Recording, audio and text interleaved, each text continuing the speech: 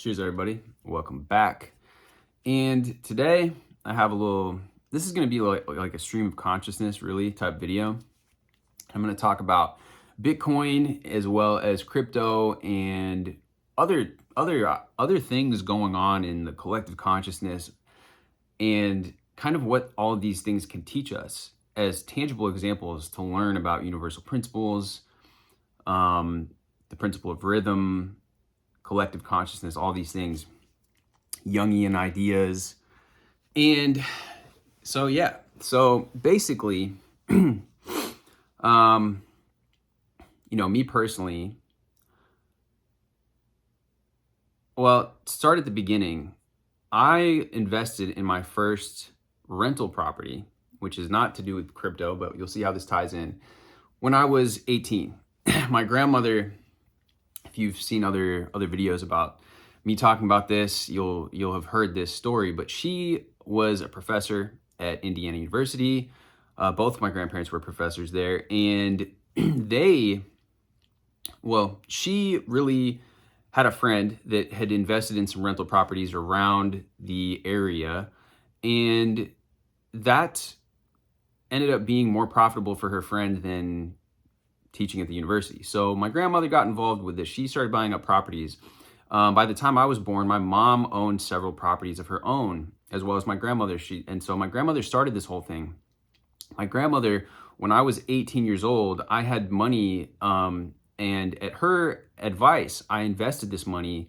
She had given me some money. I invested it into a mutual fund, grew that money, and then bought my first house when I was 18 years old. So why am I going into all this? Well, I'm no stranger to this type of thinking, to investing, to the idea that you can delay gratification, that you can also invest in an asset, right? Robert Kiyosaki and Rich Dad Poor Dad started talking about this, assets versus liabilities. And since then, in the last 10, 20 years, people have started investing in real estate as assets deliberately. I feel as if prior to around the year 2000, people mostly looked at a house as a shelter. That was the main kind of thing. And obviously that still remains true to this day, but you see so many more people online. It's very visible. It's become a trend. You see all these real estate shows. You see it's become trendy to be involved in real estate.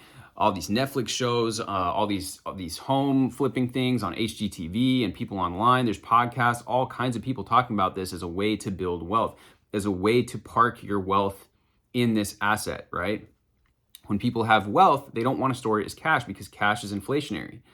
And the thing is that when you are around somebody, like I was lucky. I grew up, my grandmother understood these things. My grandmother, back way before, and people have understood these, wealthy people have understood this for a long time. They buy land and the land will increase in value and will hedge against the inflation of the dollar or fiat currency or whatever. So I was lucky to be, in that position. By 18, I bought my first house. And now at this point in time, I don't even have that house anymore, but it was a house. It was me taking a step in the right direction. It was me investing in myself. And what I've been speaking about lately is like taking action. And this ties in with what you're surrounding yourself with, the people that you were surrounding yourself with. In my case, I was lucky that my grandmother was doing this. And then, since then, my father has grown this business. I now have more properties. I've been sharing with you guys. I have this Airbnb property in Arizona that I got over the past year. And I continue to grow this. But the reason I'm bringing all the real estate up is because when it comes to crypto, when it comes to Bitcoin, this thing has really become a big thing in the collective consciousness. People keep, all the naysayers. It's really like a lot of the times for you to, Vadim Zeland talks about pendulums and transurfing, right? Which are these things which attain energy. They get more energy by people directing more thought energy towards them. And Bitcoin is one of these things that, like, it's a contrarian type of thing where the mass collective consciousness, as soon as the pendulum switches past a certain point, which I believe that it has, it starts to get adopted and it starts to become mainstream. And you can see this happens with so many different things, but big trends, right? Like, for example, YouTube, for example, like independent media. This last election, it's become very visible that people are getting their news from outside of traditional mainstream media, because all the people on these news, on the mainstream news, had a different idea of where the overall sentiment was in the country or whatever, in the US. And every single thing that happens is contingent. Like all of these major things that happen in the world, these major trends, whether it's in the real estate market or it's in Bitcoin or it's in where people get their news from or whatever, on mass collective consciousness. And so being able to identify where things are heading in that direction is going to serve you well. Now, when it comes to Bitcoin, I didn't buy any Bitcoin, but in 2017, I bought Ethereum. I invested in Ethereum back when it was like $400. And as you can see now, it's like almost 4K, or it's hovering around currently at around 3,300, but it's topped out. Its previous peak was almost 5K, 4.8K. And a lot of people are projecting that it's going to go over 10K. But for anybody to believe in something, it's somewhat similar to in this community of manifestation. It's like the ability to believe in the unseen, the ability to believe and have faith that something is going to occur, and the ability to also have patience and within that faith. And people that get pushed out of these the crypto with, they call them paper hands, right? People that just they fumble their bag, or they sell off their crypto in a low market, or this could apply for stocks as well. It could apply for any investment. It could be a house, right? If the housing market crashes, you've invested in real estate and then you sell because you get nervous.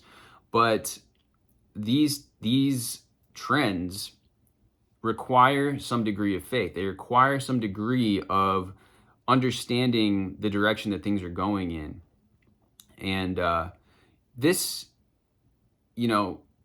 this is not financial advice, but if you see and you understand, and especially now that Trump has won this election here in the US, his administration, whether you like him or not, they're much more Bitcoin friendly. They're much more crypto friendly.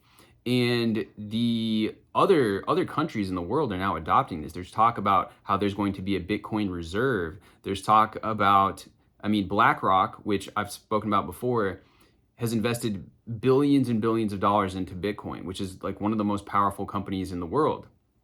Not just Bitcoin, but Ethereum and other assets like this. So I guess, something to think about with this is, where is it that and if you want to invest in crypto, do your own research and try to find a dip. It's very easy to invest in this now because you've got exchanges like Coinbase and Binance, which are super easy to use. It used to be harder to do this, and some of these places are unreliable.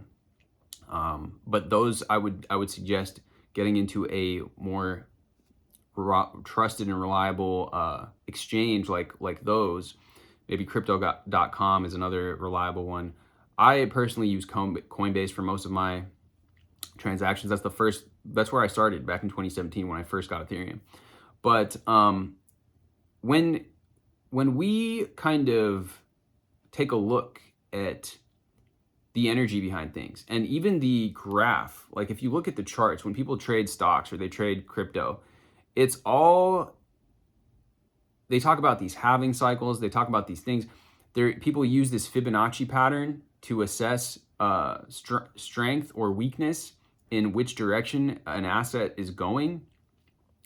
And it's so crazy to me because that is sacred geometry. That is the Fibonacci sequence. You can see it in nature everywhere. And so it just is another one of these things that it's like, no matter where you go, you're going to run into the 80-20 rule. You're going to run into the laws of polarity. You're going to run into the principle of rhythm, which is another thing that explains people's sentiments. And as soon as something goes a certain way, the tides begin to shift. And then that's when you see everybody gets FOMO. Everybody's talking about it in the news, Bitcoin, and you've got all these people and all the people that don't understand it. And the way that it ties into the real estate conversation is that because people have been traditionally parking their wealth into homes. Like that's what people have been doing. People are now looking at other ways to do this because the housing market has become so inflated that people can't afford to buy a house anymore. And also, in order to buy a house, you need like that certain amount of money, but you can invest in an asset like crypto or a stock or whatever with much less money. So people are looking at this. A lot of young people that are worried, people are really worried, people that are graduating college or people that are in college, because people can't afford to buy a house anymore in this current state of the way things are. So people are looking at ways that they can actually beat out inflation, the crazy inflation that the dollar and all of these fiat currencies around the world are in right now. It's not sustainable. So people are looking for other options.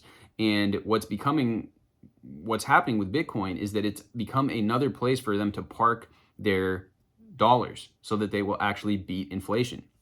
Instead of holding on to cash, or as our parents or grandparents did, putting our money in a bank and letting it grow, or in a very risk-free kind of, what are they called? ETFs, or they're called, the NASDAQ stocks or whatever, that's going to grow at this very slow and steady rate. That's not enough anymore to beat out inflation. So it's very interesting where the world is going with all this stuff. But, mass collective consciousness is all of these principles that we talk about, all these principles like the law of polarity, the principle of rhythm, cause and effect. The more that you kind of see things through this lens and realize that these principles like the Fibonacci sequence and all of these things are happening, the more that you can almost kind of see through the noise and really understand that there's no such thing as stagnancy. Things are always changing. And so when you become an early adopter, you run a risk. It is risky. Things might not work out. When I put money into Ethereum in 2017, it's possible that they could have all gone to zero, and it's still possible. But that's the risk that you take when you take that leap of faith, when you want to believe in something. And it could be your own goals. It could be your own vision that you are looking to create. And again, you want to align that vision with pendulums. So for example, if you want to become somebody who is influential, it would probably be in your best interest to create a YouTube channel or to have an Instagram account, right? Things have moved in this way so that social media is so powerful that if you want to have a personal brand, or if you want to even have a brand, even any regular brand, whether it's a food brand, whether it is a fashion brand, whether it is a service that you're providing, you're going to want to have an online presence. That is the direction that people are moving in. People want to see your online resume, which might be your Instagram or your YouTube or some sort of presence on social media that can allow them to understand, and that people look on Yelp, people look at Google reviews. If you don't have anything like this set up, people are not going to want to buy from you, because they can buy from any of these other alternate options that have these positive reviews, that have this proof that they have, like proof of concept, proof that their service or product is valuable and that people like it, and that other people have tried it and it worked well for them and they've left positive reviews. So like I said, the direction that everything's going in, you just see there's so much that's changing, so much at stake really with change when it comes to AI, when it comes to all these things. So if you want to future-proof your success with whatever lane you're in, it's important to be aware of these things and to kind of navigate in a way where you are giving credence to these laws that I'm talking about, to collective consciousness. It doesn't matter whether you believe in cryptocurrency or not. Just like I don't necessarily even, and I personally do believe that it is the direction that things are going in. Things are becoming more and more digital all the time. It's just the general trend. But let's say, for example, football. I'm not a huge football guy. I don't watch football for entertainment. I know a lot of guys do, American football, right? But me, or golf even. But me as a trend, I can spot that golf is becoming more and more and more popular. There's this Waste Management Open tournament that happens in Scottsdale, which is right by where I have my house in Arizona that I've invested in. There's all these different things going on, right? If it's important to be aware of these things because all of these different trends affect something. If there's a nice golf course or a nice golf resort next to a piece of real estate that I'm interested in investing, that's only going to be beneficial for the real estate and the price of it in the future. If there's a golf tournament in the area, I know a bunch of people are coming to this area. I know that it's a hot spot. And golf itself, it might be worthwhile if you are somebody that wants to network, because a lot of guys like playing golf. A lot of women too are now playing golf. Golf has just becoming more and more popular, right? Even though I'm not personally a fan of golf, I actually prefer tennis personally. It's doesn't matter your personal feelings on a thing necessarily. That can, make it more enjoyable. But if you're just aware, crypto, golf, whatever trend that it is that you're looking at, is gathering momentum and speed in collective consciousness, then you are going to have success by leaning into a pendulum or a trend that is already picking up steam and picking up momentum.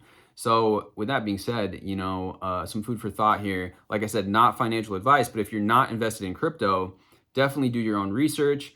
If there's a dip, you might want to look into acquiring some. And, as far as I'm concerned, this is the last lesson with this is that you want to do things too when they also don't look that hot. Like, you want to do things and catch trends and the direction that these pendulums are going when nobody else is really talking about them. And if you know that this is the direction that something's going in, you do want that general sentiment. But let's say, for example, I bought Solana back in 2021, which is like one of the top 3 cryptos right now. It's grown exponentially since then. But if I would have been paying attention over 2022, 2023, 2024, when it went to its lowest levels, because I kind of like checked out after like mid 2022 all the way up until recently. I just logged back into all my crypto accounts. If I would have bought the lowest dips, I would be up like 20x or more than that. I think that it went down to like $8, I'm pretty sure, at a certain point. Let me see. Let's take a look. Yeah, it was down to like $8 or something. And now it was just at 250 the other day. So I don't know exactly what that is, but that's more than 8x, right? Let's see. What is 25 divided by 8? Or 250 divided by 8 equals 31x. So I would have been up 31 times. So if I had put $2,000 into Solana when it was at that $8, it would now be $60,000, right? So that's another thing, is that you want to be able to do something even when it doesn't seem like the exciting, sexy thing to do. That's when you want to be putting your attention there, because that's when you can probably get a lot of the benefit. Me personally, working on this YouTube thing, doing, investing in my real estate investments, anything that I've done, it's not always been like the cool, trendy thing to do. I kind of got into real estate before it was trendy and cool. And I don't always feel excited to do these YouTube videos, but I know that me having consistency doing this, and like I said, if I would have been paying attention to crypto back when Solana was that low, I could have bought the dips on Solana and some of these other coins and been up, 60x on that bet, for example. But I'm still up quite a bit, considerably. And so I don't have any real regrets. I've been focused on other things, but it's just a sign to know that those things, pay attention to those things when everybody's not paying attention to them, because that's also going to help you catch this pendulum swing when it's going this way, so you get the most out of that swing. That being said, guys, much love as always. Drop this video with a like. Let me know down below your thoughts on this. Have you guys invested in crypto at all? What are your thoughts on the way that things are going as far as housing, as far as just the culture in general when it comes to what do we think is going to be happening over the next few years here? Do you guys think that crypto is going to be a good long-term bet?